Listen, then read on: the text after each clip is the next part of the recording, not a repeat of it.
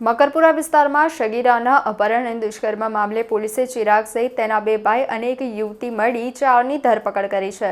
સમગ્ર મામલે ડીસીપી અભય ગુપ્તાએ નિવેદન આપતા જણાવ્યું હતું કે 20મી સપ્ટેમ્બરના રોજ ભોગ બનનારને ચિરાગ નામના આરોપી દ્વારા પ્રેમજાળમાં ફસાવી લગ્ન કરવાની લાલચે પાવાગઢ ફરવા લઈ ગયો હતો। ત્યાંથી તેઓ ભાગી ગયા હતા। 20મી સપ્ટેમ્બરે ગુનો દાખલ થયો હતો। પોલીસ સતત તેમની પાછળ હતી। સોશિયલ મીડિયામાં ઇન્સ્ટાગ્રામ એકાઉન્ટ લોગિન થતા તેના આધારે આઈપીડીઆર મંગાવી નવો નંબર ટ્રેસ કરી આરોપીની ધરપકડ કરાઈ છે। ચિરાગે 20મી સપ્ટેમ્બરના રોજ સગીરાનું અપહરણ કર્યું હતું। પાવાગઢ અને ગોવા લઈ ગયો હતો। મજૂરી કામ કરી રહ્યો હતો। ચિરાગ સહિત તેના 2 ભાઈ અને એક યુવતી મળી 4ની ધરપકડ કરવામાં આવી છે।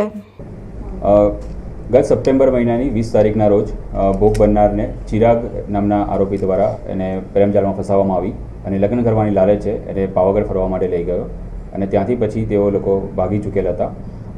20 સપ્ટેમ્બરના રોજ ગુનો દાખલ કરવામાં આવ્યો હતો અને પોલીસ સતત એમની પાછળ હતી। સોશિયલ મીડિયા દ્વારા અને કન્ટિન્યુઅસ સીડીઆર ચેક કરીને અને તમામ રીતો અપનાવીને સોશિયલ મીડિયામાં એનું ઇન્સ્ટાગ્રામ એકાઉન્ટ જ્યારે એણે લોગિન કર્યું તેના આધાર પર આઈપીડીઆર મંગાવવામાં આવ્યા। તેના આધાર પરથી તેનો નવો નંબર ટ્રેસ કરવામાં આવ્યો અને આરોપીની ધરપકડ કરવામાં આવી છે।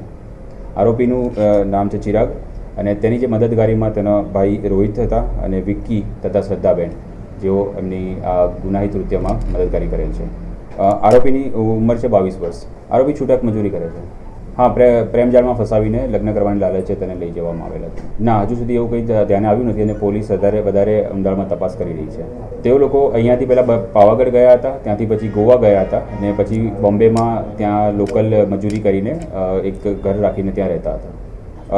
બીએનએસ કલમ અંતર્ગત 87, 65(1), 64(2) અને એ સિવાય પોક્સોની કલમ પણ લગાવવામાં આવી છે। સમાચારોના સતત અપડેટ મેળવવા માટે લોકમત ન્યૂઝને યુટ્યુબ ઉપર સબસ્ક્રાઇબ કરો, બેલ આઇકોન દબાવો અને અમારી સાથે જોડાયેલ રહો ફેસબુક, ઇન્સ્ટાગ્રામ અને ટ્વિટર ઉપર।